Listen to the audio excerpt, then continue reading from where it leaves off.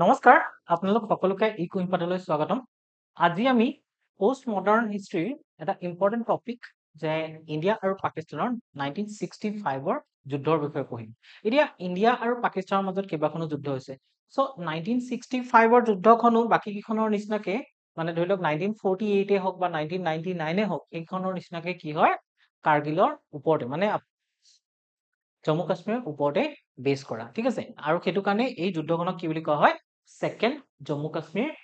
War বা battle বুলিও কোৱা হয় ঠিক আছে সো আমাৰ এটা ক্ৰেশ কোৰ্স লঞ্চ হৈছে আপোনালোকৰ কাৰণে যে যি আগন্তুক প্ৰিলিমছ আহি আছে 2025 সেই প্ৰিলিমছৰ কাৰণে এই ক্ৰেশ কোৰ্সটো আপোনালোকে পাৰচেজ কৰিব পাৰে ইয়াত 1-to-1 গাইডেন্স পাব আমাৰ পৰা তাৰোপৰি 90 ডেজ লাইভ ৰেকৰ্ডেড ক্লাसेस আছে ঠিক আছে এমসিকিউ প্ৰেক্টিস আছে আমি বহুত বেছি এমসিকিউ প্ৰেক্টিস কৰিব লাগিব কাৰণ কোৱেশ্চন কেনেকুৱা আহিছে আপোনালোকে দেখিছে লাষ্ট ইয়াৰ কোৱেশ্চন কেনেকুৱা আহিছে সো নেক্সট ইয়াৰো ফে হ'ব মানে ইয়াত ইজি নহয় বেছি টাফৰ হৈ গৈ থাকিব পাৰে কিন্তু আপোনাৰ ইজি কেতিয়াও নহয় সো তেনেকুৱা ধৰণৰ কোৱেশ্চন সলভ কৰিবৰ কাৰণে আপোনালোকক বহুত বেছি এক্টিভ মাইন্ডসেট লাগিব আৰু বহুত বেছি কোৱেশ্চন সলভ কৰিব লাগিব ঠিক আছে সো আপোনালোকে আমাৰ এই ক্ৰেশ কোৰ্সটো জয়েন কৰিব পাৰে আমাৰ ওয়েবসাইট ভিজিট কৰক ঠিক আছে আৰু তাতে আপোনাৰ সবিশেষ গম পাব আৰু এই যেটো নাম্বাৰ দিয়া আছে এই নাম্বাৰটোত কন্টাক্ট কৰিলেও আপোনালোকে কোৰ্সটোৰ ডিটেইলছ জানিব পাৰিব সো আজি আমাৰ টপিকটো ইণ্ডো পাক ওয়াৰ অফ 1965 ঠিক আছে বহুত বেছি ডিটেইলছত জানিব নালাগে এটো কাৰণে জানিব নালাগে যে ইমান বেছি ডিটেইলছত আমি মানে জানি পেলাই লাভ নাই ইমান বেছি ডিটেইলছ ইমান ভিতৰুৱাকে কোৱেশ্চন নাহে সো কোৱেশ্চন বিলাক যিখিনি বেসিক আইডিয়া লাগে সেই যুদ্ধখনৰ বিষয়ে মানে সেই ইণ্ডিয়া আৰু পাকিস্তানৰ যেটো ৰিলেশন সেইটো ওপৰত যেটো বেসিক আইডিয়া লাগে সেই বেসিক আইডিয়াটো আমি থাকিলে হল বা যিখিনি ইম্পৰ্টেন্ট ইভেন্টছ আছিল যিখিনি ওপৰাওপৰি চালে চকুত পৰে সেই ইম্পৰ্টেন্ট ইভেন্টছ খিনি আমি মনত ৰাখিলে হল বহুত বেছি ডিটেইলছত বহুত মনত ৰাখিব নালাগে কাৰণ সেইবিলাকে আমাক কনফিউজও কৰিব আমি পাহৰিও যাম আৰু ইমানখিনি আমি না লিখিব পাৰো না মনত ৰাখিব পাৰো ঠিক আছে সো মই যেহেতু কলো আপোনালোকক কি লাগিব বহুত বেছি প্ৰেক্টিস লাগিব এমসিকিউ প্ৰেক্টিস লাগিব আৰু সেই এমসিকিউ প্ৰেক্টিস লাগিব কাৰণে আমাৰ যেটো ইনিশিয়েটিভ হয় এটো ফ্ৰী অফ কষ্ট হয় আমাৰ ওয়েবসাইট ভিজিট কৰক তাতে আপোনালোকে ডেইলি 10 টাকা কি পাব মক টেষ্ট পাব সেই মক টেষ্ট কিটা আপোনালোকে প্ৰেক্টিস কৰক প্ৰেক্টিস কৰিলে কি হ'ব এটলিষ্ট আপোনালোকৰ কাৰণে মানে এটলিষ্ট আপোনালোকৰ কাৰণে তাত জানিব পাৰিব যে কেনেকুৱা ধৰণৰ কোৱেশ্চন আহে এতিয়া মক টেষ্ট কিহৰ কাৰণে লাগে এটো কাৰণে কওঁ যে ধৰি লওক যোন সকলে আগৰ পৰা দি আছে ঠিক আছে তেওঁলোকৰ কাৰণে ইমানটা মক টেষ্টৰ প্ৰয়োজন নহয় এতিয়া ধৰি লওক মই প্ৰিলিমছৰ কাৰণে মক টেষ্ট মোক তেনেকে দিয়াই নাযায় ঠিক আছে মই মানে টাইমে নাপাওঁ আৰু কিমানখিনি দিয়াও নাযায় জাস্ট কেদিনমান পঢ়া যায় আৰু পঢ়ি পেলাই মানে ধৰি লওক লাষ্ট টাইমটো মই আপোনাৰ 4 দিন পঢ়িছো তাৰ এই বছৰ মই এসপ্তাহ এটা পঢ়িব পাইছো জাস্ট তেনেকুৱাকে গৈ পেলাই আপোনাক দিয়া যায় কিন্তু আপোনালোকে যোনে নতুনকৈ প্ৰিপেয়াৰ কৰি আছে বা যোন সকলে যোৱাবাৰ প্ৰিলিমছত বেয়া কৰিছে তেওঁলোকৰ কাৰণে কিন্তু এই মক টেষ্টটো বহুত বেছি ইম্পৰ্টেন্ট কাৰণ তেওঁলোকে একচুয়ালি কোৱেশ্চন প্যাটাৰ্নবোৰ আইডেন্টিফাই কৰিব পৰা নাই আপোনালোকে কোৱেশ্চনবোৰ বুজি পোৱা নাই আৰু যাৰ কাৰণে আপোনালোকে কি কৰিছে ভুল কৰিছে বা যোনে দিবলৈ গৈ আছে নতুনকৈ তেওঁলোকৰ কাৰণে কোৱেশ্চন বুজি পোৱাৰ কাৰণে এনেকুৱা ধৰণৰ মক টেষ্ট লোৱাটো বহুত বেছি প্ৰয়োজনীয় সো আমাৰ এই মক টেষ্ট বিলাক আপোনালোকে ডেইলি প্ৰেক্টিস কৰক প্ৰেক্টিস কৰিলে যেতিয়া প্ৰিলিমছ আহিব তেতিয়ালৈকে বহুত বেছি মক টেষ্ট প্ৰেক্টিস কৰা হ'ব কমসে কম 10000 ওচৰছে মক টেষ্ট প্ৰেক্টিস কৰা হৈ যাব আৰু তেতিয়া আপোনালোকৰ বহুত বেছি কনসেপ্টবোৰ ক্লিয়াৰ হ'ব আৰু গম পাব যে কেনেকে কোৱেশ্চনবোৰ সলভ কৰিব লাগে ঠিক আছে সো এইকিটা আছে কিউআৰ কোড আপোনালোকে কিটা স্ক্যান কৰি লব পাৰে বেলেগ বেলেগ মক টেষ্টৰ কাৰণে আছে এপিএসসি ফাউন্ডেশন কোৰ্সৰ কাৰণে আছে আৰু এপিএসসি ক্ৰেশ কোৰ্সৰ কাৰণেও আছে আজি আমাৰ টপিকটো আৰম্ভ কৰো ইন্ট্ৰোডাকচন কিহৰ ওপৰত ইণ্ডো পাক ওয়াৰ 1965 যাক কি বুলি কৈছিলো সেকেন্ড কাশ্মীৰ ওয়াৰ বুলি কৈছো মানে কাৰণ ইণ্ডিয়া আৰু পাকিস্তান ডিভিজন হোৱাৰ পৰা 1947 ৰ পৰাই পাকিস্তানে ট্ৰাই কৰি আছে জম্মু কাশ্মীৰক নিজৰ হাতলৈ ল'বলৈ আৰু তাৰ কাৰণে পাকিস্তানে কি কৰি আছে বাৰে বাৰে ইণ্ডিয়াক এটেক কৰি আছে এতিয়া পাকিস্তানে ইণ্ডিয়াক এটেক কৰা ফুল ফ্লেজেড ওয়াৰ বুলি ক'বলৈ গ'লে যে যেটো আপোনাৰ ইণ্ডো পাক ওয়াৰ আছিলে হেতু এটা পৰে আৰু 1948 ৰ যি ওয়াৰ আছিলে হেতু এটা মানে ফুল ফ্লেজেড ওয়াৰ পৰে আৰু 1971 পৰে কিন্তু 1999 ক আপোনালোকে কি বুলি কোৱা নহয় হেখনক এখন ওয়াৰ বুলি কোৱা নহয় কাৰ্গিলৰ যি ইনসিডেন্ট হৈছিলে কাৰ্গিল এটেক হৈছিলে হেতু কমপ্লিটলি মানে এটা পূৰ্ণাংগ ৰূপে কমপ্লিট এটা ওয়াৰ বুলি কোৱা নহয় হেতু মোক আপোনালোকে কমেন্টত জনাবচোন কিয় কাৰ্গিলক ওয়াৰ বুলি কোৱা নহয় ঠিক আছে কিয় কাৰ্গিলক ওয়াৰ বুলি কনসিডাৰ কৰা নহয় 1999 ৰ কাৰ্গিলক কিয় ওয়াৰ বুলি কনসিডাৰ কৰা নহয় এতিয়া আমি চাম 1965 ৰ ওয়াৰ আৰু এই ওয়াৰখনক কি বুলি কোৱা হয় জানে one of the largest tank battle বুলি কোৱা হয় ওয়াৰ্ল্ডৰ ভিতৰত one of the largest tank battle বুলি কোৱা হয় কাৰণ যিবিলাক ফ্ৰন্ট থাকে মানে বেটেল হোৱাৰ যিবিলাক ফ্ৰণ্ট থাকে কিছুমান মাউণ্টেইন ফ্ৰণ্ট থাকে যেনেকে আমাৰ ইণ্ডিয়া চাইনা বৰ্ডাৰ হিমালয় আছে এইটো মাউণ্টেইন ফ্ৰণ্ট হৈ গ'ল বা ইণ্ডিয়া আৰু পাকিস্তানৰ মাজত যি ৰাজস্থান ৰিজন আছে গুজৰাট ৰিজন আছে সেইবিলাক কি হ'ল প্লেইন এৰিয়া হৈ গ'ল ন সেইবিলাক আপোনাৰ ডিজাৰ্ট এৰিয়া হৈ গ'ল প্লেইন এৰিয়া হৈ গ'ল আৰু সেইবিলাকৰ যি বেটেল টেকনিক বা তাত যিবিলাক টেংক বা তাত যিবিলাক ভেহিকেল ব্যৱহাৰ কৰিব সেইবিলাক হয়তো মাউণ্টেইন এৰিয়াত ব্যৱহাৰ কৰিব নোৱাৰিব পাৰে এতিয়া টেংক জানো জম্মু কাশ্মীৰ ব্যৱহাৰ কৰিব পাৰিব নোৱাৰিব ন টেংক ক'ত ব্যৱহাৰ কৰিব লাগিব টেংক আমি ৰাজস্থানৰ সেই ৰিজনত ব্যৱহাৰ কৰিব লাগিব হয়নে আৰু তাত আমি হেভি ৱেইট টেংক ব্যৱহাৰ কৰিব পাৰিম কিন্তু জম্মু কাশ্মীৰৰ কাৰণে আমি লাইট ৱেইট টেংক ব্যৱহাৰ কৰিব লাগিব হয় না আমি গালৱান ভেলীৰ কাৰণে বেলেগ টেংক ব্যৱহাৰ কৰিব লাগিব চ' কি হয় চ' বেলেগ বেলেগ ফ্ৰণ্টত আপোনাৰ বেলেগ বেলেগ ভেহিকেলৰ প্ৰয়োজন হয় ওকে এতিয়া আমি এই যি ৰিজনত মানে 1965ৰ এই যি ৰিজনটোত ৱাৰখন হৈছিলে এই ৱাৰখন মাল্টি ৰিজনত হৈছিলে বেলেগ বেলেগ পইণ্টছত হৈছিলে ঠিক আছে বেলেগ বেলেগ পইণ্টছত পাকিস্তানে এটেক কৰিব ট্ৰাই কৰিছিল কিছুমান পাকিস্তানে আমাৰ এৰিয়া কভাৰ কৰিছিলে কেপচাৰ কৰি লৈছিলে আমি কিছুমান পাকিস্তানৰ এৰিয়া কেপচাৰ কৰি লৈছো তাৰপিছত টাস্কেণ্ট এগ্ৰিমেণ্ট হৈ গ'ল আৰু সেই টাস্কেণ্ট এগ্ৰিমেণ্টৰ থ্ৰুদি চিজ ফায়াৰ হ'ল আৰু চিজ ফায়াৰ আণ্ডাৰতে কি কৰিছে বা টাস্কেণ্ট এগ্ৰিমেণ্টৰ আণ্ডাৰতে কি কৰিছে আমি পাকিস্তানক তেওঁলোকৰ যিখিনি কেপচাৰ কৰি লৈছিলো এইখিনি ঘূৰাই দিলো আৰু পাকিস্তানেও কি কৰিলে ঘূৰাই দিলে একচুৱেলি পাকিস্তান আৰ্মি ন এক নম্বৰ বেবকুফ আৰ্মি আৰু সিহঁতি ন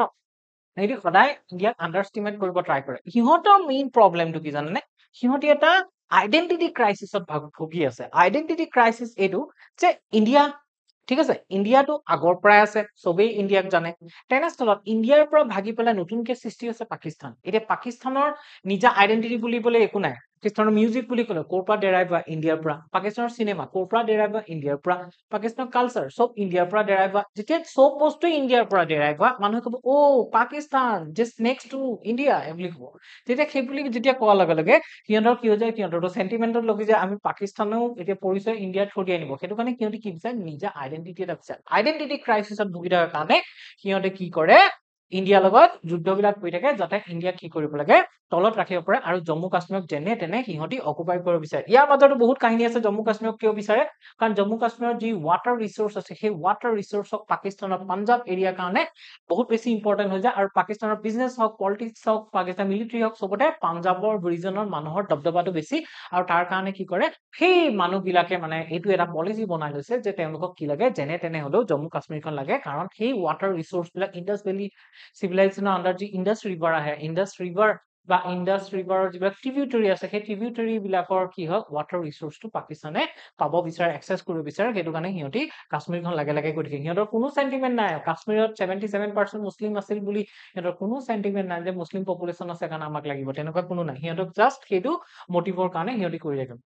So back to 1965 war আৰু এখনক কি বুলি কোৱা আছে worldৰ one of the largest tank battle বুলি কোৱা আছে আৰু স্পেশালি হেভি ট্যাঙ্ক ইয়াত ব্যৱহাৰ কৰা আছে ঠিক আছে আৰু ইয়াতকৈ বেছি জানিব নালাগে এতিয়া আমি চাম যে ব্যাকগ্ৰাউণ্ড এই ওয়াৰখন যে হৈছে ওয়াৰখন হ'ব কিয় পালে এক নম্বৰতে আমি চাব লাগিব যে কাশ্মীৰ ডিসপিউটটো আনৰিজলভড আছে বৰ্তমানেও কাশ্মীৰ ডিসপিউট আনৰিজলভড আছে 1948ত পাকিস্তানে কি কৰিছিলে এটেক কৰিছিলে হয়নে 1947ত এটেক কৰিছিলে কি কৰিছিলে আমাৰ জম্মু কাশ্মীৰ ৰিজনটোত এটেক কৰিছিলে ইনফিল্ট্ৰেট কৰিছিলে কৰি পেলাই জম্মু কাশ্মীৰ কেপচাৰ কৰিব বিচাৰিছিল কিন্তু জম্মু কাশ্মীৰ মহাৰাজা হৰি সিঙে ইণ্ডিয়াৰ লগত ইনষ্ট্ৰুমেণ্ট অফ এক্সেছন সাইন কৰাৰ কাৰণে জম্মু কাশ্মীৰ আমাৰ পাৰ্ট হৈ গ'ল তাৰপিছত পাকিস্তানৰ লগত যুদ্ধ হ'ল যুদ্ধ হোৱাৰ পিছত ইউনাইটেড নেশ্যনলৈ গ'ল ইউনাইটেড নেশ্যনলৈ যাওঁতে 1949ৰ 1 জানুৱাৰীত কি কৰিলে 1 জানুৱাৰী 1 জানুৱাৰী পাকিস্তান আৰু ইণ্ডিয়াৰ মাজত কি কৰিলে চিজ ফায়াৰ ঘোষণা কৰি দিলে আৰু চিজ ফায়াৰ ঘোষণা কৰাৰ পিছতে পাকিস্তানৰ যি মনসুবা আছিলে জম্মু কাশ্মীৰক কেপচাৰ কৰা সেইটো থাকি গ'ল আদৰুৱা হয় আৰু তাৰ পিছতে পাকিস্তানে ভাবিলে যে 1962ত ইণ্ডিয়া আৰু চাইনাৰ মাজত যুদ্ধ হৈছিল ইণ্ডিয়া আৰু চাইনাৰ মাজত যুদ্ধ হওঁতে ইণ্ডিয়া কিন্তু বেয়াকে হাৰিলে চাইনাই হৰুৱালে তাৰ মানে কি ইণ্ডিয়ান মিলিটাৰী উইক হৈ আছে ইণ্ডিয়ান মিলিটাৰীক আমিও হৰুৱাব পাৰিম আৰু সেইটো মনসুবা লৈ 1965ত সিহঁতি কি কৰিলে কাশ্মীৰত এটেক কৰিবৰ কাৰণে প্লেনিং কৰিলে আৰু ইয়াত দুটা মানে অপাৰেচন আছে এটা আছে অপাৰেচন জিব্ৰাল্টাৰ আৰু এটা আছে অপাৰেচন গ্লেন স্লেম ঠিক আছে আমি এই দুটা বিষয়ে নেক্সট চাম অপাৰেচন জিব্ৰাল্টাৰ কি বা অপাৰেচন গ্লেন স্লেম কি এই দুটাৰ সহায়ত সিহঁতি কি কৰিলে কাশ্মীৰত ইনফিল্ট্ৰেট কৰিব বিচাৰিছে সিহঁতি সদায় তেনেকুৱা টেকনিকে ব্যৱহাৰ কৰে যাতে কি কৰে 1947তো কি কৰিছিলে ট্ৰাইবছ কিছুমান পঠান ট্ৰাইবছক কি কৰিছে মানে আৰ্মছ দি পেলাই জম্মু কাশ্মীৰত পঠিয়াই দিলে আৰু সিহঁতি জম্মু কাশ্মীৰত আহি পেলাই কি কৰিলে ভাইলেন্স ক্ৰিয়েট কৰিলে ঠিক আছে ভাইলেন্স ক্ৰিয়েট কৰিলে আৰু তেনেকৈ কি কৰিছিলে জম্মু কাশ্মীৰক ল'ব ট্ৰাই কৰিছিলে পাকিস্তান 1947 কিন্তু সেইটো সক্ষম নহল কিন্তু তাৰ পিছত 1965 এটো অপাৰেচন জিব্ৰাল্টাৰ আন্ডাৰটো সিহঁতি সেম প্লেনিং এ কৰিছিল যে 30 পৰা 40,000 মান ইনফিলট্ৰেটৰ্স মানে জম্মু কাশ্মীৰৰ ভিতৰলৈ পঠিয়াই দিব পাকিস্তানী সোলজাৰ্সকে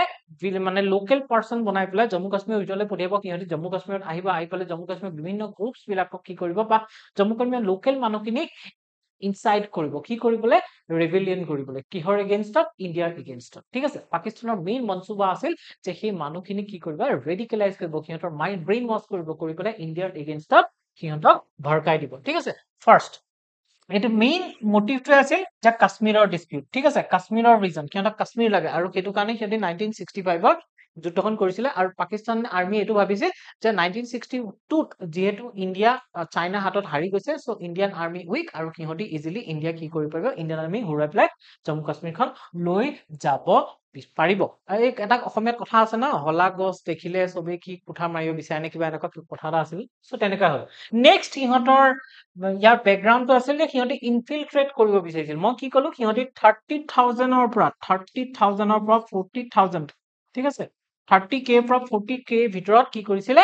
বিভিন্ন তেওঁলোকৰ ইনফিলট্ৰেটৰ্স বিলাক বা তেওঁলোকৰ যি সোলজাৰ্স বিলাক আছিল সিহঁতক লোকেল মেন হিচাপে জম্মু কাশ্মীৰত লৈ নিব বিচাৰিছিল যাতে জম্মু কাশ্মীৰৰ মানুহবিলাকক ৰেডিকেলাইজ কৰিব পাৰি এই দুটা হৈছে এই যি যুদ্ধখন আছিল 1965 ইয়াৰ বেকগ্ৰাউণ্ড ইয়াৰ লগতে আমি এটা বস্তু চাব লাগিব যে আমাৰ যি পাকিস্তানৰ লগত এই যে যুদ্ধ হৈ থাকে পাকিস্তানৰ লগত যে আমাৰ কনফ্লিক্ট হৈ থাকে এই কনফ্লিক্টৰ হৈ থকাৰ কাৰণে মেইন ৰিজনটো আছে বৰ্ডাৰ ডিসপিউট ঠিক আছে বৰ্ডাৰ ডিসপিউট আমাৰ কাৰ লগত নাই বৰ্ডাৰ ডিসপিউট আমাৰ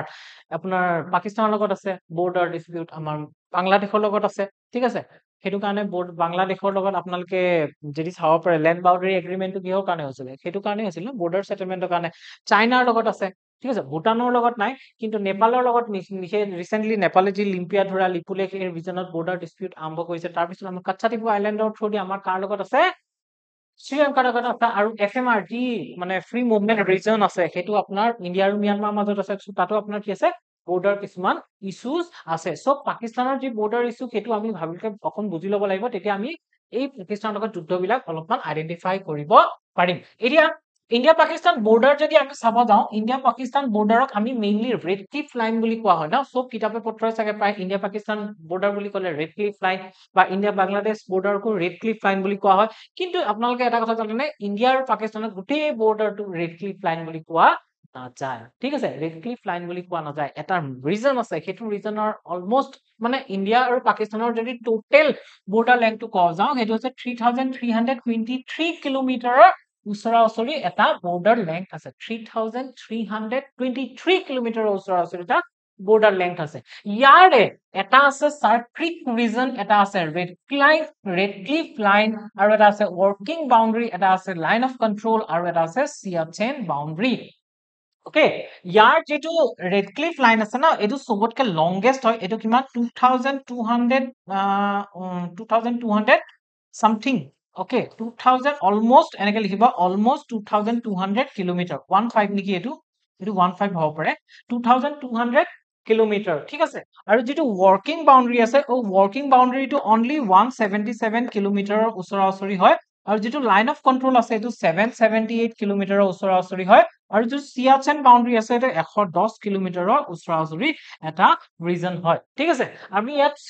সাৰ্ক্ৰিক ৰিজনটো চাম সাৰ্ক্ৰিক ৰিজনটো একচুয়ালি এই মাৰ্সি ল্যান্ডত পৰে ঠিক আছে এই মাৰ্সি ল্যান্ডত পৰে ক্ৰিক মানে হৈছে ধৰিলক এনেকা যিবিলাক ল্যান্ড এৰিয়া আছে ল্যান্ডৰ মাজত যেতিয়া সি ওয়াটাৰ সোমাই যায় এইবিলাকক ক্ৰিক্স বুলি কয় আৰু ইয়াৰ সেলানিটিটো ইয়াতকৈ অলপমান কি হয়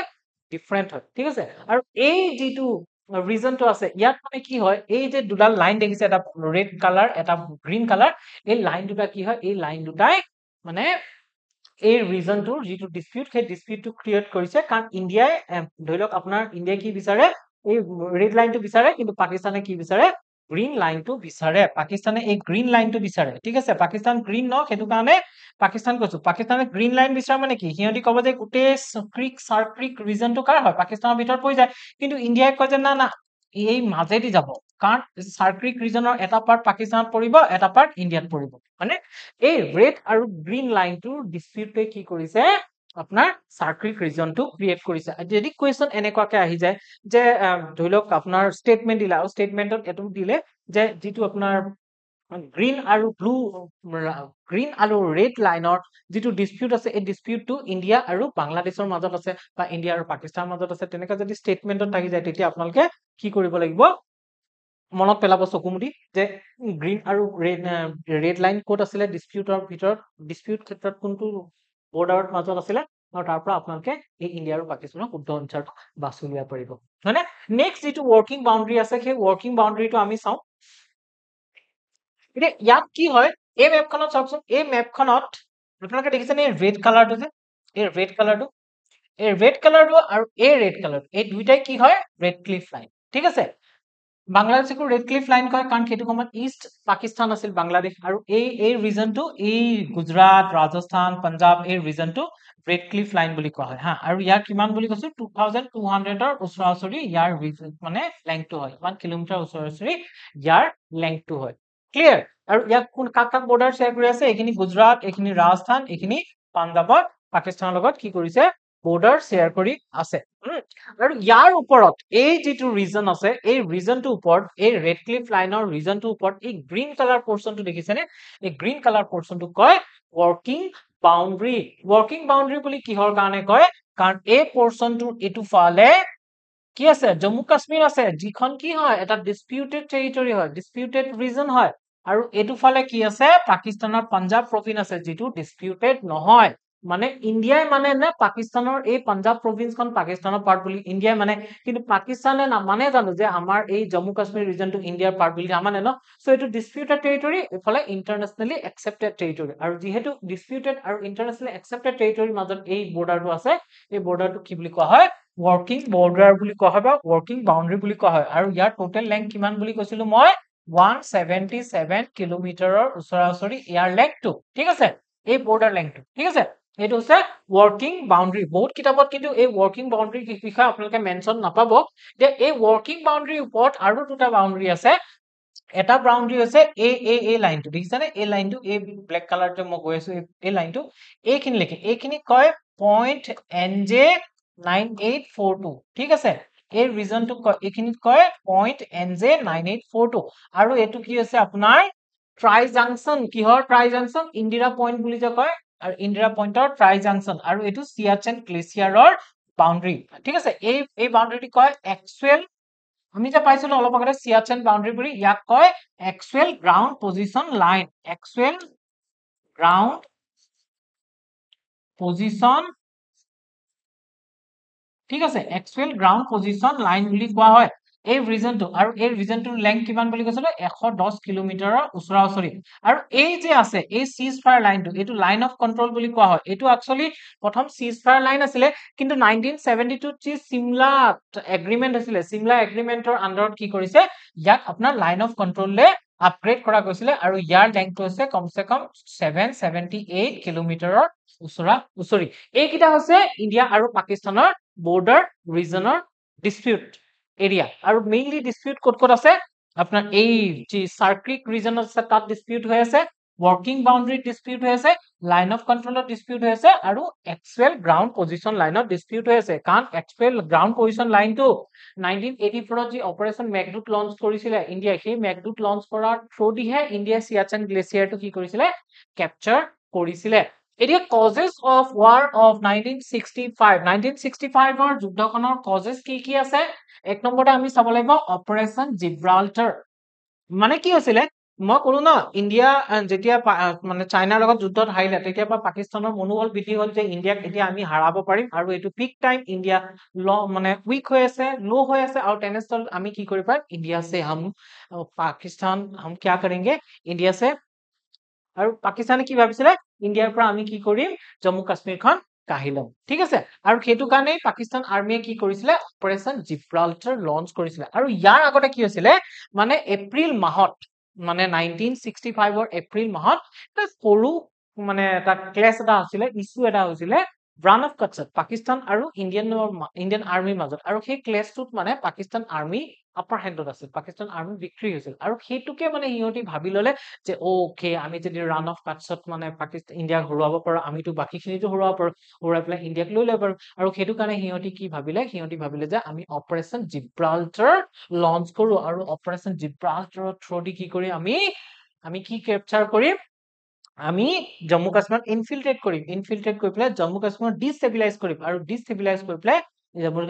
কাশ্মীৰখন লাহে লাহে ইণ্ডিয়াৰ পৰা আঁতৰাই আনিম। আৰু এই অপাৰেশ্যন জিব্ৰাল্টাৰ সিহঁতি মে মাহত 1965 মে মাহত সিহঁতি কি কৰিছিলে, ইয়াক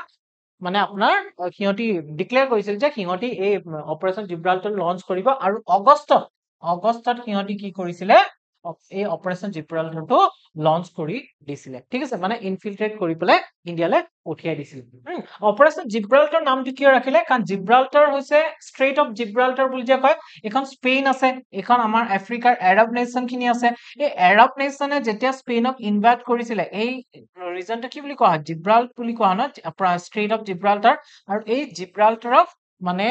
তেওঁলোকে এটা ৰিকগনাইজ কৰি পেলাই এই অপাৰেশ্যনটোৰ নাম কি ৰাখিছিলে, অপাৰেশ্যন জিব্ৰাল্টাৰ। আৰু এই অপাৰেশ্যন জিব্ৰাল্টাৰ কেতিয়া লঞ্চ কৰিছিলে, অগষ্ট 1965 লঞ্চ কৰিছিলে। ইয়াৰ আণ্ডাৰত কি কৰিছিলে, 30,000-ৰ পৰা 40,000 পাকিস্তানী চলজাৰ্ছক লোকেল আৰ্মি বনাই 10টা গ্ৰুপত পঠিয়াইছিলে, জম্মু কাশ্মীৰ পঠিয়াই দিলে। আৰু যেতিয়া আমাৰ লগে লগে আমাৰ ইণ্ডিয়ান ইণ্টেলিজেন্স এজেঞ্চিয়ে সেই বস্তুখিনি ইনফৰমেশ্যন পালে, ইভেন ভাবি চাব জম্মু কাশ্মীৰৰ লোকেল পাৰ্চনে আহি পেলাই ইণ্ডিয়ান আৰ্মিক ক'লেহি যে পাকিস্তানৰ পৰা এনেকে ইনফিল্ট্ৰেট হৈছে, কিন্তু সিহঁতি কাক আনিছিল, সিহঁতি কিহৰ কাৰণে আহিছিলে, সিহঁতি সেই লোকেল মানুহখিনিকে ৰেডিকেলাইজ কৰিবৰ কাৰণে আহিছিল। আৰু যেতিয়া ইণ্ডিয়ান আৰ্মিয়ে গম পালে, ইণ্ডিয়ান আৰ্মিয়ে লগে লগে কাউণ্টাৰ ইনচাৰ্জেন্সি মানে তাত অপাৰেশ্যন চলালে, অপাৰেশ্যন চলোৱাৰ ফলত কি হ'ল, সিহঁতকতো মাৰিলে, সিহঁতক গ'ল। আৰু যেতিয়া পাকিস্তানৰ যি অপাৰেশ্যন জিব্ৰাল্টাৰ ফেইল হ'ল, অপাৰেশ্যন জিব্ৰাল্টাৰ ফেইল হোৱাৰ পিছত সিহঁতি 1 September 1965 operation grand slam launch কৰি দিছিলে। কেতিয়া কৰিছিলে, 1 ছেপ্টেম্বৰ 1965। অকে, অপাৰেশ্যন গ্ৰেণ্ড শ্লেমৰ আণ্ডাৰত সিহঁতৰ মেইন উদ্দেশ্য আছিল যি আখনুৰ ৰিজন আছিল জম্মু কাশ্মীৰৰ, সেই আখনুৰ ৰিজনত আখনুৰ যিখন ব্ৰিজ আছিলে চেনাবৰ ওপৰত, সেই আখনুৰ ব্ৰিজখন কি কৰিছিলে, সিহঁতি উৰাই দিব ট্ৰাই কৰিছিলে, কাৰণ সেই উৰাই দিয়াৰ লগে লগে ইণ্ডিয়ান মিলিটাৰীৰ যি মানে আপোনাৰ কমিউনিকেশ্যন লিংক আছে, সেই কমিউনিকেশ্যন লিংকটো কি হৈ যাব, ভাগি যাব। আৰু সেইটো কাৰণে সিহঁতি কি কৰিছিলে, 1 September 1965 operation grand slam launch কৰিছিলে। কিন্তু সিহঁতি কি কৰিলে, সিহঁতি অপাৰেশ্যন গ্ৰেণ্ড শ্লেমৰ থ্ৰুদিও কোনো ধৰণৰ ছাকচেছ নাপালে, মানে অখনুৰ ব্ৰিজখন উৰুৱাব নোৱাৰিলে। আৰু ইয়াত ইণ্ডিয়ান ৰেছপন্স হিচাপে আমি চাব গ'লে, ইণ্ডিয়ান ৰেছপন্স হিচাপে ইণ্ডিয়াই কি কৰিছিলে, সিহঁতক কেতিয়া লঞ্চ কৰিছিলে, 1 ছেপ্টেম্বৰ 1965 লঞ্চ কৰিছিলে। আৰু সিহঁতৰ মেইন উদ্দেশ্য কি আছিলে, আখনুৰ ব্ৰিজখন কাট কৰি পেলাই, আখনুৰ ব্ৰিজখন উৰাই দি পেলাই ইণ্ডিয়ান আৰ্মিৰ যি কমিউনিকেশ্যন লিংক আছিল, সেই কমিউনিকেশ্যন লিংকটো কাটি দিবলৈ, বন্ধ কৰি দিয়া, ঠিক আছে। কিন্তু ইণ্ডিয়াই তাৰ ৰেছপন্স হিচাপে কি কৰিলে জানেনে, 6 ছেপ্টেম্বৰত ইণ্ডিয়াই ৰাজস্থানৰ থ্ৰুদি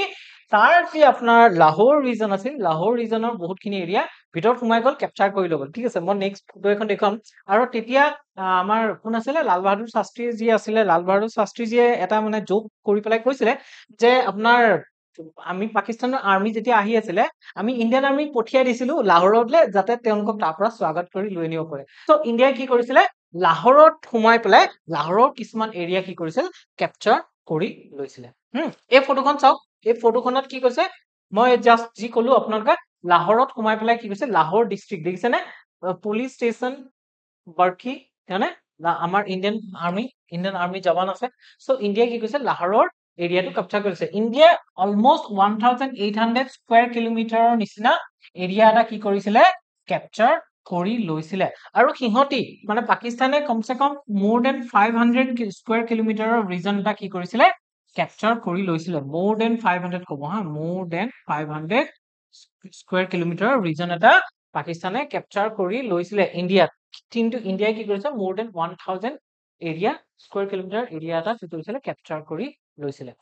এতিয়া আমি চাব লাগিব যে ইয়াৰ বেলেগ বেলেগ ফ্ৰণ্টত যি ইয়াৰ বেটেলখিনি হৈছিলে বেলেগ বেলেগ ফ্ৰণ্টত মানে বেলেগ বেলেগ এৰিয়াত হৈছিল বেলেগ বেলেগ ৰিজনত হৈছিল কি আছিল বেটেল অফ আছল উত্তৰ ওকে বেটেল অফ হাজিপিৰ আৰু বেটেল অফ চাৱিন্দা ঠিক আছে এতিয়া বেটেল অফ আছল উত্তৰৰ কথা যদি চাব যাওঁ বেটেল অফ আছল উত্তৰ ক'ত হৈছিলে পাঞ্জাবত হৈছিলে ঠিক আছে ইণ্ডিয়াৰ পাঞ্জাবত হৈছিলে আৰু কেতিয়া হৈছিলে 8ৰ পৰা 10 ছেপ্টেম্বৰ 1965ৰ ভিতৰত হৈছিলে ঠিক আছে বেটেল অফ আছল উত্তৰ হল নেক্সট আছে বেটেল অফ হাজিপিৰ বেটেল অফ হাজিপিৰ কেতিয়া হৈছিলে হাজিপিৰ ক'ত আছে আমাৰ মানে পাকিস্তান অকুপাইড কাশ্মীৰ আছে ন পাকিস্তান অকুপাইড কাশ্মীৰত বেটেল অফ মানে হাজিপুৰ নামৰ পাছটো আছে আৰু ইয়াতে কি আছিলে বেটেল অফ হাজিপুৰ হৈছিলে কেতিয়া হৈছিলে 26 আগষ্ট টু 28 আগষ্টৰ ভিতৰত আগষ্ট 1965ৰ ভিতৰত কি হৈছিলে বেটেল অফ হাজিপুৰ হৈছিলে আৰু হৈছিলে বেটেল অফ চাৱিন্দা কেতিয়া হৈছিলে 18 to 19 ছেপ্টেম্বৰ 1965ত এইটো পাঞ্জাব প্ৰভিন্স পাকিস্তানৰ পাঞ্জাব প্ৰভিন্সত আছে বেটেল অফ চাৱিন্দা হৈছিলে ক্লিয়াৰ ইমানখিনি ডিটেইলছত মই যদিও বুজাই দিছো জাষ্ট আপোনালোকে জানিবৰ কাৰণে মই কৈ দিছো ষ্টিল আপোনালোকে ইমান বেছি ডিটেইলছতো মনত ৰাখিবগৈ নালাগে ঠিক আছে ইমানখিনি এনেকে নাভাবিব যে অ এইকেইটাও মনত ৰাখিব লাগিব ইমান মনত ৰাখিব নালাগে জাষ্ট মই কৈ দিছো যে আপোনালোকে এইটো বুজক যে যেতিয়া বেটেল এখন হয় না এটা ফ্ৰন্ট নহয় কেৱল মাল্টিপল ফ্ৰন্টত হয় সো মাল্টিপল ৰিভিজনত মাল্টিপল ফ্ৰন্টত হৈছে সো এইকেইটা হৈছে তাৰ বেলেগ বেলেগ ফ্ৰন্ট ঠিক আছে সেইখিনি বুজাবৰ কাৰণেহে দিয়া গৈছে নেক্সট আছে ইন্টাৰনেশ্যনেল ইন্টাৰভেনশ্যন মানে কি হল এই যে বেটেল হৈছিল বেটেল কেতিয়া খতম হৈছিলগে 23rd ছেপ্টেম্বৰত বেটেল খতম হৈছিল পাকিস্তানৰ লগত এই যি 1965ৰ ৱাৰ আছিল এইটো 23rd ছেপ্টেম্বৰত খতম হৈছিল আৰু ইয়াৰ ফলত কি হৈছিল ইণ্ডিয়াই more than 1800 square kilometre region এটা ক্যাপচাৰ কৰি লৈছিল আৰু কি কৈছিল পাকিস্তানে more than 500 square kilometre region এটা ক্যাপচাৰ কৰি লৈছিলে ঠিক আছে মই কৈছো ন তাৰ পিছত টাস্কেণ্ট এগ্ৰিমেন্ট হল এগ্ৰিমেন্টৰ ফলত কি হৈছিল আপোনাৰ এইখিনি ৰিজন ঘূৰাই দিয়া গৈছিল সো ইউএন সিকিউৰিটি কাউন্সিলত ৰিজলিউশন লৈ আনা হৈছিল আৰু ইউএন সিকিউৰিটি কাউন্সিলে পাকিস্তান আৰু ইণ্ডিয়া দুইটাকে কি কৰিছিল মিউচুৱেলি সিজ ফায়াৰ ডিক্লেয়াৰ কৰিবৰ কাৰণে কৈছিল আৰু 2000 মানে আৰু 23rd ছেপ্টেম্বৰত এইটো খতম হোৱাৰ পিছত কি হৈছে ইয়াক সিজ ফায়াৰ ডিক্লেয়াৰ কৰা গৈছিল আৰু ইউএছ এণ্ড সোভিয়েট ৰুলছৰ ক্ষেত্ৰতো আমি চাব লাগিব কাৰণ সেইটো সময়ত ইউএছ কাৰ লগত ক্লোজ আছিল পাকিস্তানৰ লগত ক্লোজ আছিল আৰু পাকিস্তানক বিভিন্ন ধৰণৰ ইকুইপমেন্টছ আৰু আপোনাৰ এমুনিশনছ আৰ্মছ আৰু ভেহিকলছ বিভিন্ন ধৰণৰ সহায় কোনে কৰিছিল ইউএছএ কৰিছিল আৰু সেইটো কাৰণে সেইটো সময়ত পাকিস্তান আৰ্মি আমাতকৈ কি আছিল ষ্ট্ৰং আছিল ঠিক আছে কিন্তু আমাৰ লগত কোন আছিল সোভিয়েট ইউনিয়ন আছিল আৰু সোভিয়েট ইউনিয়নেও এই পাকিস্তান আৰু ইণ্ডিয়াৰ মাজৰ যুদ্ধখন খতম হোৱাত আৰু ইয়াৰ মাজত সিজ ফায়াৰ ঘোষণা কৰাত কি কৈছে বহুত বেছি ক্ৰুচিয়েল ৰোল প্লে কৰিছিল ক্লিয়াৰ কনসিকুৱেন্সেস ওকে ইয়াত কি হল কনসিকুৱেন্সেস ইয়াৰ পিছত কি হল কনসিকুৱেন্সেস পাকিস্তানেতো নাপালে কি নাপালে পাকিস্তানে আমাৰ জম্মু কাশ্মীৰ নাপালে আৰু পাকিস্তান জম্মু কাশ্মীৰ নোপোৱাৰ ফলত আকৌ কি হল 1999ত সিহঁতি কাৰ্গিলৰ থ্ৰু দি আকৌ কি কৰিল জম্মু কাশ্মীৰত ইনফিলট্ৰেট কৰি সিহঁতি কিহৰ কাৰণে এইটো বুজি নাপায় যে ইনফিলট্ৰেট কৰি আছো ইমান বছৰৰ পৰা এতিয়াও কোনো লাভ নাই কাৰণ তেতিয়াৰ পৰা সিহঁতি কি কৰা হল full fledged large scale war নকৰা হল সিহঁতি প্ৰক্সি ৱাৰ কিছুমানলে সিহঁতৰ যিটো ষ্ট্ৰেটেজি আছিলে ষ্ট্ৰেটেজিটো সলাই দিলে সো প্ৰক্সি ৱাৰৰ থ্ৰু দি সিহঁতি কি কৰিব ট্ৰাই কৰে আমাৰ ইণ্ডিয়ান আমাৰ মিলিটাৰী বা আমাৰ ইণ্ডিয়ান যিটো সিস্টেম আছে সিস্টেমটো ডিস্টেবিলাইজ কৰি পেলাই সিহঁতি মানে নিজৰ মনসুবা যিটো আছে পাকিস্তানক জম্মু কাশ্মীৰ পাকিস্তানৰ লগত ইন্টিগ্ৰেট কৰা সেইটো সিহঁতি ফুলফিল কৰিব ট্ৰাই কৰি আছে ওকে তাৰ পিছতে 1965ত যুদ্ধ শেষ হ'ল মানে 23rd ছেপ্টেম্বৰত যুদ্ধ শেষ হ'ল 1966ত উজবেকিস্তানৰ ক'ত আছে উজবেকিস্তানৰ টাস্কেণ্টত কি হৈছিলে টাস্কেণ্টত সোভিয়েট ইউনিয়ন হওক ইউএছএ হওক বা আমাৰ ইউনাইটেড নেশ্যন তেওঁলোকৰ প্ৰচেষ্টাত কি হৈছিলে ইণ্ডিয়া আৰু পাকিস্তানৰ মাজত টাস্কেণ্ট এগ্ৰিমেন্ট সাইন হৈছিলে এই এগ্ৰিমেন্টৰ মতেদি তেওঁলোকে কিছুমান ডিসিজন লৈছিল যে তেওঁলোকৰ যিটো সিজ ফায়াৰ লাইন সেই সিজ ফায়াৰ লাইনটো তেওঁলোকে কি কৰিব মানি চলিব এক নম্বৰতে তেওঁলোকে সিজ ফায়াৰ ঘোষণা কৰিলে আৰু সিজ ফায়াৰ লাইনটো মানি চলিব দুই নম্বৰতে তেওঁলোকে কি কৰিছিলে যি এৰিয়া কেপচাৰ কৰিছিল পাকিস্তানে ইণ্ডিয়াৰ এৰিয়া কেপচাৰ কৰিছিল বা ইণ্ডিয়াই পাকিস্তানৰ এৰিয়া কেপচাৰ কৰিছিল সেই কেপচাৰ কৰা এৰিয়াবোৰ কি কৰিছিলে ইটোৱে সিটো ঘূৰাই দিছিলে ঠিক আছে ঘূৰাই দিছিলে আৰু তাৰোপৰি কি হৈছিলে যে যিবিলাক চলজাৰ্ছ POW বুলি কয় ন প্ৰিজনাৰ অফ ৱাৰ বুলি কয় আৰু প্ৰিজনাৰ অফ ৱাৰ বিলাককো কি কৰিছিলে দুইটা পাৰ্টিয়ে মিউচুৱেলি ৰিটাৰ্ণ কৰি দিয়া গৈছিলে আৰু সেই যি টাস্কেণ্ট এগ্ৰিমেণ্ট হৈছিলে আৰু টাস্কেণ্ট এগ্ৰিমেণ্টৰ পিছতে মাইষ্টেৰিয়াছলি আমাৰ যি প্ৰাইম মিনিষ্টাৰ আছিল লাল বাহাদুৰ শাস্ত্ৰী তেখেতৰ ডেথ হৈছিলে যিটো আজিও কোনো ৰিভিল নহল যে তেখেতে কিহৰ কাৰণে তেখেতৰ ডেথ ঠিক আছে চ' ইয়াৰ পিছত সেইখিনি চেঞ্জ হৈছিলে চ' ইয়াত কনচিকুৱেঞ্চ বুলি ক'বলৈ আমি টাস্কেণ্ট এগ্ৰিমেণ্টৰ কথা লিখিব লাগিব কাৰণ টেৰিটৰিয়েল চেঞ্জ মানে কি আছে টেৰিটৰিয়েল যিখিনি আমি লৈছিলো মানে আমি পাকিস্তানৰ পৰা লৈছিলো বা পাকিস্তানে আমাৰ পৰা যিখিনি কেপচাৰ কৰিছিলে সেইখিনি কি কৰা গ'ল মিউচুৱেলি ৰিটাৰ্ণ কৰি দিয়া হ'ল বা এক্সচেঞ্জ কৰি লোৱা গ'ল চ' ইন কনক্লুজনত আমি ক'ব পাৰো যে 1965 ৱাৰখনক কি বুলি কোৱা হয় মানে ৱৰ্ল্ডৰ one of the largest tank battle বুলি কোৱা হয় আৰু তেতিয়াৰ পৰা ইণ্ডিয়াই কি কৰিছিলে ইণ্ডিয়াই এটা বস্তু মানে উপলব্ধি কৰিছিল যে আমি অনলি হেভি টেংকৰ থ্ৰু দি কি কৰিব নোৱাৰো পাকিস্তানৰ লগত যুঁজিবলৈ নহলে অকল হেভি টেংকৰ থ্ৰু দি মানে হেভি টেংকৰ ওপৰত নিৰ্ভৰ কৰিলে নহব আমি বেলেগ ইকুইপমেণ্ট বা মডাৰ্ণাইজেশ্যনতো ধ্যান দিব লাগিব আৰু তেতিয়াৰ পৰা ইণ্ডিয়াই এইটো ভাবিলে যে আমি লাইট টেংকৰ ওপৰতো কি কৰিব লাগিব বেছিকৈ গুৰুত্ব দিব লাগিব কাৰণ হেভি টেংকৰ থ্ৰু দি আমি অনলি যি ৰাজস্থান আছে বা আমাৰ যি গুজৰাট আছে সেই প্লেইন এৰিয়াতহে পাকিস্তানক কি কৰিব পাৰিম কাউণ্টাৰ কৰিব পাৰিম ঠিক আছে ইয়াত কনক্লুজনত আমি লিখিব লাগিব এই কনক্লুজনত বেছি একো ডেভেলপমেণ্ট নহল যে পাকিস্তানে 2 নম্বৰত হাৰিলে আৰু পাকিস্তান এটা হিউমিলিয়েট হ'ল ৱৰ্ল্ডৰ আগত কিহৰ কাৰণে কাৰণ ইণ্ডিয়াই গৈ পেলাই লাহোৰ পাইছিলগে নহয় নে লাহোৰক ইণ্ডিয়াই কেপচাৰ কৰাৰ নিচিনা হৈ গৈছিল আৰু তাৰপিছত টাস্কেণ্ট এগ্ৰিমেণ্টৰ থ্ৰু দি আমি পাকিস্তানৰ তুলনাত আমি এটা লাৰ্জ এৰিয়াক অকুপাই কৰি দিছো ন সেই অকুপাইটো আমি হাজিপিৰ যিটো এৰিয়া আছিল সেইটো এৰিয়াও আমি কি কৰি লৈছিলো কেপচাৰ কৰি লৈছিলো সেই এৰিয়াবোৰ কি কৰিছিলে ইণ্ডিয়া আকৌ পিছত পাকিস্তানক ঘূৰাই দিছিলে ঠিক আছে চ' ইমানখিনিয়ে আছিল এই ডিছকাশ্যনটো ইয়াত আৰু বহুত বেছি ডিটেইলছত নাই কাৰণ আমাৰ কাৰণে ইয়াতকৈ বেছি ইম্পৰ্টেণ্ট টপিকটো হৈছে 1971 ৱাৰ কাৰণ তেতিয়া কি হৈছে বাংলাদেশ লিবাৰেশ্যন হৈছিলে আৰু বাংলাদেশ লিবাৰেশ্যনৰ ক্ষেত্ৰত ইণ্ডিয়াই বহুত বেছি ক্ৰুচিয়েল ৰোল প্লে কৰিছিলে আৰু সেইটো কাৰণে আমি 1971 সেই যি এগ্ৰিমেণ্ট মানে যি ৱাৰ হৈছিলে সেই ৱাৰটোক আমি বেছি ফ'কাছ কৰিব লাগিব চ' এইটো হৈছে মোৰ ইমেইল আইডি আপোনালোকক কিবা কথা থাকিলে ইয়াত ক'ব আৰু বহুত বেছি ডিটেইলছত নালাগে সেইটো কাৰণে মই চিম্পল কৰি পেলাই যিমান পাৰো চিম্পল কৰি পেলাই আপোনালোকক বুজাব চেষ্টা কৰিলো যাতে বস্তুখিনি সহজে বুজি যোৱাত সহায় হয় আৰু